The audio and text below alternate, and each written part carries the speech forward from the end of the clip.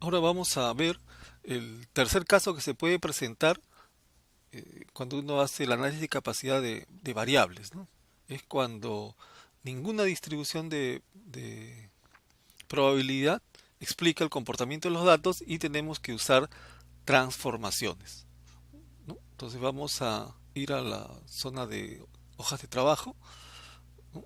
Y podemos abrir una tercera hoja. Entonces ustedes ya saben, ¿no? Hoja de trabajo y le damos OK, lo ordenamos y vamos a trabajar en esta tercera hoja el tercer caso. Entonces igualmente vamos a nuestro Excel y ahí vamos a usar la tercera hoja de cálculo. Y bueno, y acá sí también vamos a aprovechar la oportunidad para ver el caso cuando el tamaño de subgrupo es diferente a uno.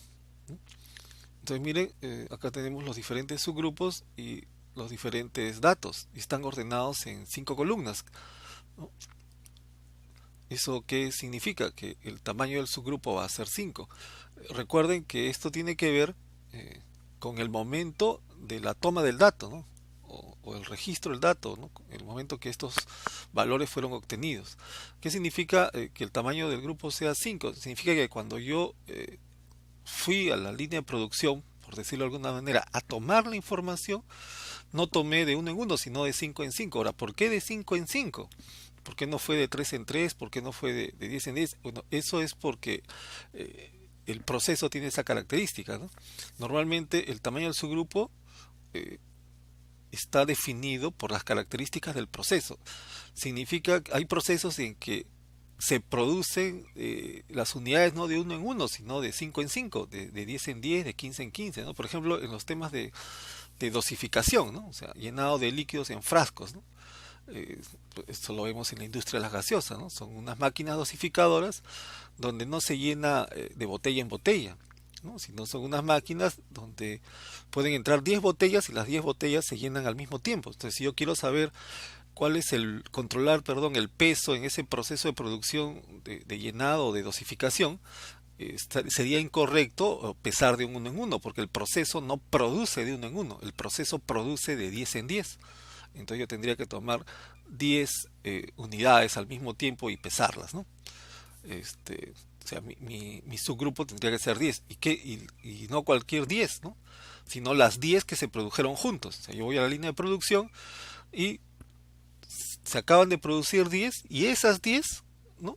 Las tomo, ¿no? Y ese es mi subgrupo 10, ¿no? Y luego ya yo obviamente pesaré de uno en uno, pero la obtención del dato ha sido de 10 en 10, ¿no? Igual en la producción por ejemplo, de hamburguesas, ¿no? También son unas máquinas donde no se produce la hamburguesa de uno en uno, sino se van produciendo dependiendo del molde, de 3 en 3, de 4 en 4, o sea, salen eh, o sea, a una velocidad muy alta, obviamente, ¿no? Cada algunos segundos salen 4 4 4 4. Entonces, igual, si yo quiero controlar el peso de las hamburguesas, tengo que tomar mi tamaño de su grupo tiene que ser 4 porque el proceso me está generando de 4 en 4. Entonces, el tamaño de su grupo se define o lo define el proceso, ¿no? Hay que observar el proceso y darnos cuenta cuál es la lógica del proceso y con eso uno determina el tamaño del subgrupo. Bien, entonces para este ejemplo, el tamaño del subgrupo es 5, ¿no? Entonces vamos a copiar igual esta información en el Minitab. Entonces, como estamos copiando desde el título, ya saben ustedes, lo copiamos del título. Y entonces ya tenemos los datos. ¿Qué es lo que tenemos que hacer primero? La prueba de normalidad, ¿correcto? Bien, entonces vamos a... Cuando se da este caso de que los datos están en varias columnas, para poder hacer la prueba de normalidad vamos a juntar las 5 columnas en una sola, ¿no? Y acá vamos a ponerle a esta todos, por decir algo, todos los datos, ¿no? Entonces vamos a poner estas 5 columnas en una sola, ¿no? Y esto se hace rápidamente, ¿no? Entramos a datos, entramos a la opción apilar, ¿no? Y ahí damos la opción columnas, ¿no? Ahí podemos ver, ¿no?, como varias columnas se van a convertir en una sola, ¿no? Entonces, ¿qué columnas son las que quiero apilar? Son las 5 que están acá, ¿no? Marco las 5 y selecciono. ¿Dónde voy a almacenar, ¿no? ¿Dónde voy a poner esa nueva columna formada por estas 5 anteriores? Puede ser en una nueva hoja o en una columna de la hoja que estoy usando, ¿no? Entonces vamos a ir a la segunda opción, ¿no?, para no tener que abrir otra hoja solo para este estudio de esta prueba de normalidad. Y dice, tengo que indicarle dónde. Entonces marco ahí y le indico en qué columna lo voy a depositar. Entonces yo ya puse título a la columna donde quiero depositar los datos, marco todos y le doy seleccionar. Bien, bueno, y este es un dato opcional, ¿no? Y suficiente, le doy OK y ya está. Ya están los datos de las 5 columnas, ya están en una sola. Entonces vamos a hacer con esta columna la prueba de normalidad. O sea, rápidamente entramos a estadística básica, test de normalidad, borramos lo anterior que siempre queda grabado y marcamos, ¿no?, la columna última que hemos creado. Seleccionamos, ¿no?, y cambiamos básicamente el título, ¿no? Acá en este caso es solo pesos, correcto, y le doy OK. Ordenamos con el icono de gráficos y vemos claramente que la curva no es normal, ¿no? El p-value es menor a 0.005 y se puede ver, ¿no?, que tiene un comportamiento medio extraño, correcto. Entonces no ha pasado la prueba de normalidad. Entonces regresamos a los datos y podemos borrar si quieren esta columna porque ya no la vamos a usar, o si quieren la pueden dejar ahí. Yo la voy a dejar y ahora vamos por el siguiente paso, ¿no? Identificar cuál es la distribución de probabilidad o transformación que me explica el comportamiento de los datos, ¿no? Entonces, igual estadística, herramienta de la calidad, identificación de distribución individual, ¿no? Entramos ahí, borramos lo anterior, pero acá viene la posibilidad que tenemos de ver la otra forma, ¿no?, de organización de los datos, ¿no? ¿Los datos están en una sola columna? No, ¿no? Tenemos que pensar siempre en los datos originales. Los datos originales son de la columna C1 a C5, ¿no? Entonces, ¿están en una sola columna? No, están en subgrupos. Entonces marcamos acá, ¿no? Entonces vamos a usar la segunda opción, ¿no? Y tengo que indicarle al Minitab cuáles son las columnas de los subgrupos, ¿no? Entonces son las 5 columnas iniciales, marcamos solo las 5, tengan cuidado, no vayan a marcar la columna C7 y dan seleccionar, ¿no? Ya el Minitab internamente ya identificó que el tamaño del subgrupo es 5, ¿no? Ya eso es de manera automática, ¿no? Entonces igual acá la opción es de todos, ¿no? Todos, acá el lambda óptimo, transformación de Johnson, ¿no?, el 0.10, las opciones, el 95% nivel de confianza, ya, listo, y le damos OK y nuevamente nos van a salir varios gráficos. Los ordenamos y son los últimos 4. Entonces comenzamos a buscar cuál de ellos es. Entonces vemos que en el primer gráfico ninguno cumple con la condición del p-value mayor a 0.05. Vamos al segundo, ¿no? Exponencial 2 parámetros, Weibull 3 parámetros, ninguno. Vamos al tercero, valor extremo más pequeño, ¿no? Valor extremo más grande tampoco, distribución gamma tampoco, gamma 3 parámetros tampoco. Y vamos al último gráfico, logística no, logística tampoco, logística 3 parámetros tampoco, y encontramos ahí la transformación de Johnson, que sí me da un p-value de 0.731, ¿no?, que lo podemos ver gráficamente, como está bastante cercanos a las líneas rojas. Bien, entonces ya tenemos un resultado, que es la transformación. Entonces vamos a hacer el estudio de capacidad utilizando la transformación de Johnson, ¿no? Entonces regresamos a los datos, correcto, regresamos a los datos y lo que hacemos es ahora hacer el estudio de capacidad, ¿no? Entonces, ya ustedes conocen la ruta: estadística, análisis de o herramienta de calidad, eh, capacidad CISPAC. Entramos a normal, ¿no? Recuerden que Johnson y Boxcock son transformaciones de los datos, ¿no? Es como la normalización, como se dice, ¿no? Entonces vamos a entrar por normal, borramos lo que ha quedado de lo anterior que hemos estado haciendo, borramos todo y bueno, vamos a ordenar los datos, subgrupos, ¿no? Porque estamos ahora en esta opción de subgrupos. Marcamos los subgrupos, que es el tamaño es 5, seleccionamos, vamos a dar los límites, eso está en el Excel, ¿no? 120 y 80. Entonces acá el inferior va a ser 80 y el superior va a ser 120. Y lo que hacemos es, entramos ahora hacia transformación. Y recuerdan que siempre hemos usado el no transformación. Bueno, ahora sí tenemos que decirle cuál de las dos transformaciones se van a usar: la de Boxcock o la de Johnson, ¿no? Entonces ya hemos identificado que tenemos que usar la distribución de Johnson, ¿no? Y el p-value estándar para la transformación de Johnson es 0.10, ¿no? Y le damos OK. Entonces ya le hemos indicado al Minitab que la evaluación lo tiene que hacer con la transformación de Johnson.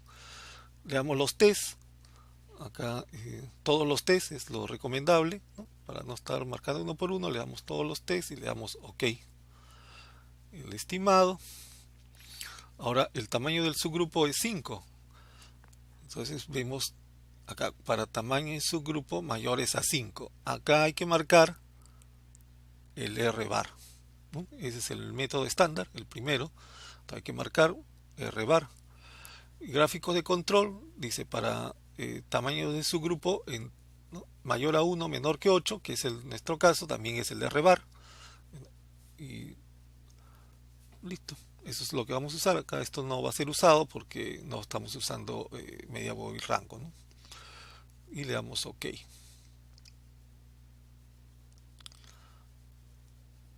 Opciones, esto se mantiene y acá capacidad CISPAC pesos y le damos OK y tenemos ya el resultado. OK, correcto. Lo ordenamos con el icono de gráficos y tenemos ahí los mismos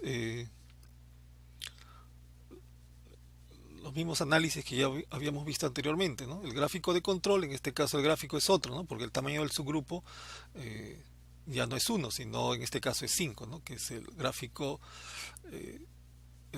de medias. Bueno, esa es la nomenclatura, ¿no?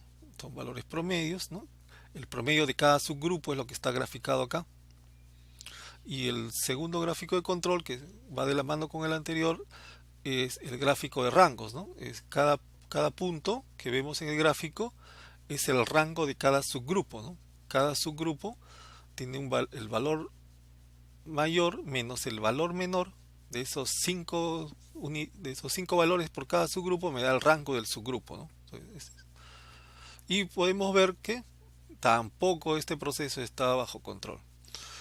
Ahora, ese es algo normal, que los procesos salgan fuera de control cuando las organizaciones no utilizan gráfico de control, o sea, nunca se han preocupado por el concepto estadístico del control de procesos, ¿no? Los controles que normalmente se hacen en las empresas son controles por especificaciones, ¿no? Pero el concepto de control estadístico normalmente no es utilizado, entonces es normal, si nunca lo he utilizado, es que mi proceso salga fuera de control, ¿no? Que es el caso que vemos acá, ¿no? Que están marcados con puntos rojos, ¿no? Los numeritos que aparecen ahí se refieren a la prueba, ¿no? Si nosotros vamos al pergamino, miren, ahí el Minitab ha estado colocando todo lo que hemos estado haciendo, lo último que hemos hecho, ¿no? Está acá. Lo último que hemos hecho, para tamaño de subgrupo de 5, y que me está diciendo que en el gráfico de medias el punto 9 no ha pasado la prueba 2, ¿no? Si regresamos a los gráficos, ¿no? A ver, veamos. Ah, no. La prueba 2, perdón, solo me indica la prueba, ¿no? La prueba 2, que es esto acá. ¿Qué dice la prueba 2? La prueba 2 me dice, ¿qué dice la prueba 2? Que 9 puntos, ¿no? 9 puntos están, ¿no? Consecutivos o en una línea, ¿no? Consecutivos es la traducción. 9 puntos consecutivos están a un solo lado de la línea central. Entonces, miren, veamos. 1, 2, 3, 4, 5, 6, 7, 8, 9, ¿no? O sea, están a un solo lado, ¿no? Debe haber alternancia, ¿no? Debe haber cierta alternancia alrededor de la línea central, ¿no? Que es lo que se ve, por ejemplo, en esta parte del gráfico, ¿no? Acá sí hay una mayor alternancia, pero acá no. Entonces, eso es un indicativo de falta de aleatoriedad. Y en el gráfico de rangos, eh, este punto no ha superado la prueba 1, ¿no? ¿Y cuál es la prueba 1? La prueba 1 es un punto o más, ¿no? Está a más de 3 desviaciones estándar de la línea central, ¿no? Las 3 desviaciones estándar de la línea central es el límite de control, ¿no? ¿No? La distancia que hay del centro a los extremos es lo que se denomina las 3 desviaciones estándar, ¿no? Entonces, un punto está más allá de las 3 desviaciones estándar de la línea central, es decir, fuera de los límites, ¿no? Entonces, conclusión, el proceso está fuera de control. Acá tenemos el histograma, las especificaciones, ¿no? Ya transformadas, igual el, el estudio de identificación de la distribución de probabilidad con la transformación de Johnson, los últimos 25 grupos. Mira, acá está por cada grupo están 5 puntitos, que son los 5 datos de cada subgrupo, ¿no? Estos son los 5 datos del subgrupo 1. El rango, ¿qué es? Es la distancia entre el mayor y el menor de este subgrupo. Y así para cada subgrupo se ha calculado el rango, ¿no? Y también para cada subgrupo el promedio, y ese es el valor que va acá arriba, ¿no? Este es el valor promedio y este es el valor del rango. Bueno, y los valores de capacidad, que también, como no son datos normales, sino que están transformados, solo me dan información, capacidad general, ¿no? La capacidad general, que es lo que está ahí.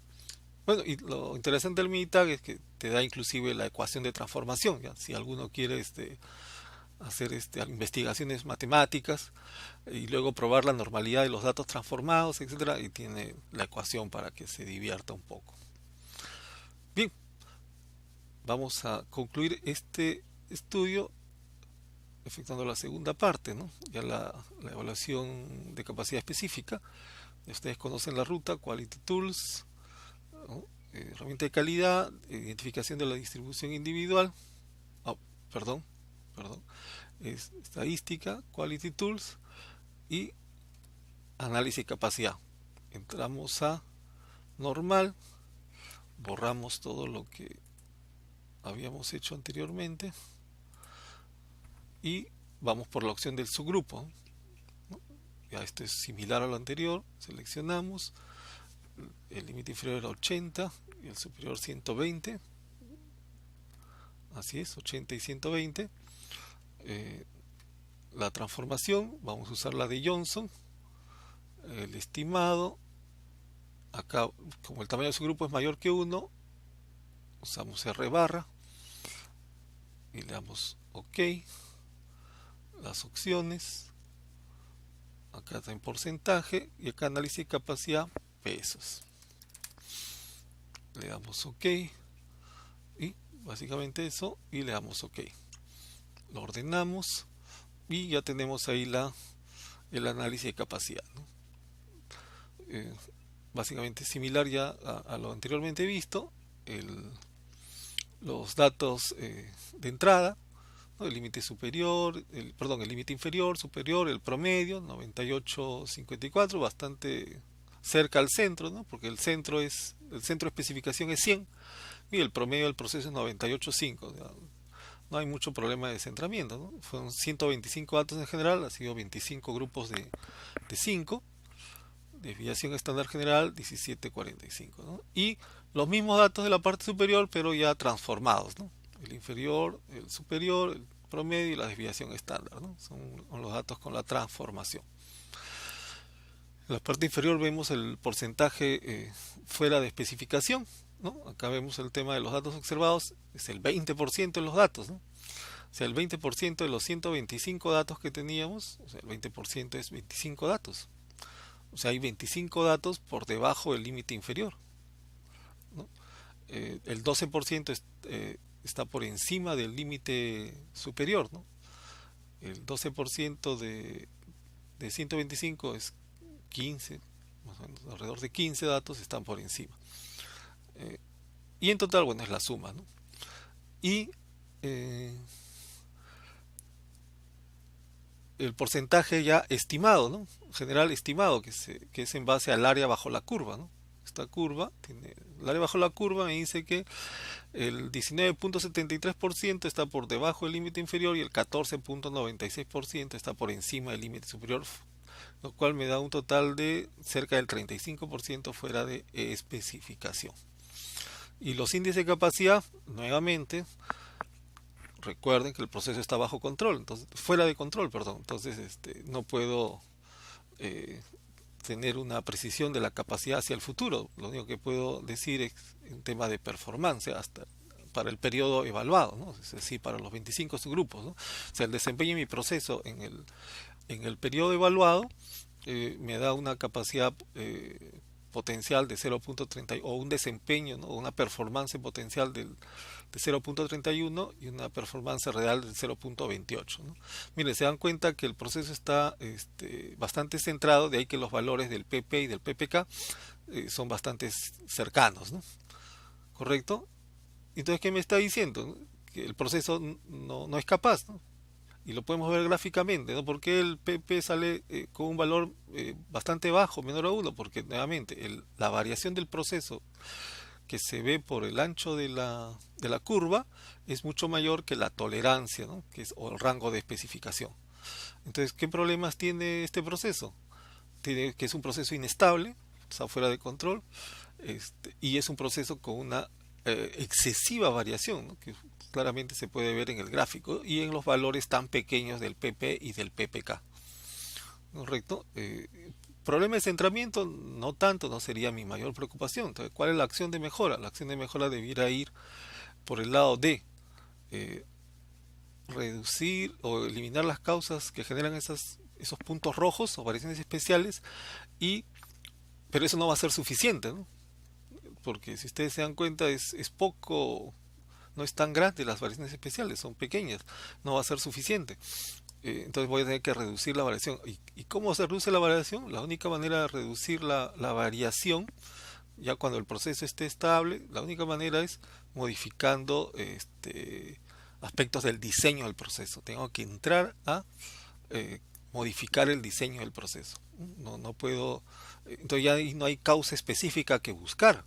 Ya tengo que repensar el diseño del proceso, ¿no? Hacer cambios importantes en el diseño del proceso para que esta variación tan excesiva con respecto a las especificaciones se reduzca lo suficiente para que entre o encaje dentro de este rango de especificación.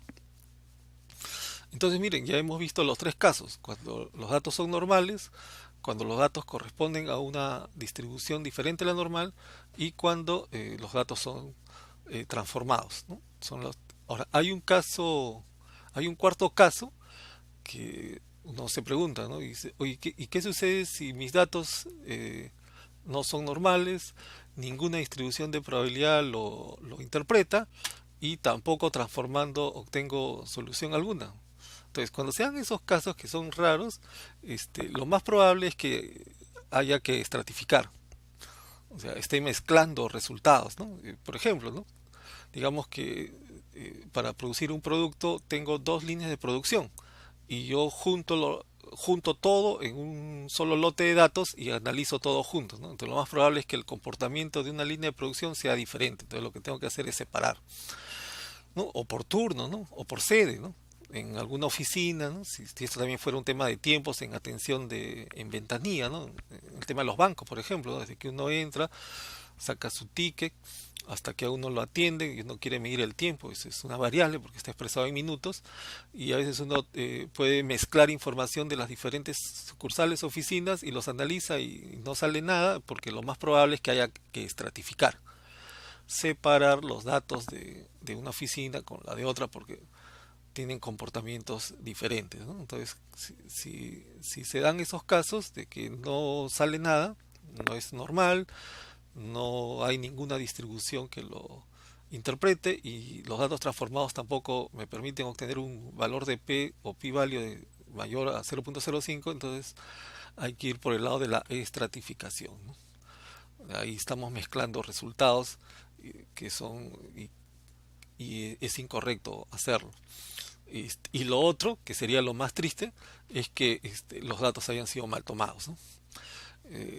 Que el equipo que utilicé para medir haya estado descalibrado, que el tamaño del subgrupo no haya sido correctamente identificado. O sea, yo dije que el tamaño del subgrupo era 5 y realmente debió ser 4, ¿no? Uno dirá, oye, pero he tomado 5, he tomado más de 4, debería irme mejor. Eso no, no es así, ¿no? O sea, el tamaño de su grupo debe corresponder a la lógica del proceso. O sea, no más datos, no, perdón, no tamaño de su grupo más grandes, significan que la toma de datos haya sido correcta, ¿no? O sea, eso no existe esa relación, ¿no? Y eso, como repito, sería lo más triste, porque la data histórica no la podría utilizar, no tendría ningún valor, ¿no? Y eso también sucede, ¿no? Por eso es que a veces uno toma decisiones y toda la lógica dice, oye, pero mi decisión fue correcta, ¿por qué no se logró los resultados que yo esperaba, ¿no? Porque los datos que utilicé para calcular mis indicadores y saber qué decisiones tomar, la calidad de los datos no era la correcta, ¿no? Ahora, esos son casos especiales, ¿no? Hay que revisar, repito, eh, si estoy mezclando, con lo cual hay que estratificar, o si ya tengo un problema de la calidad del dato.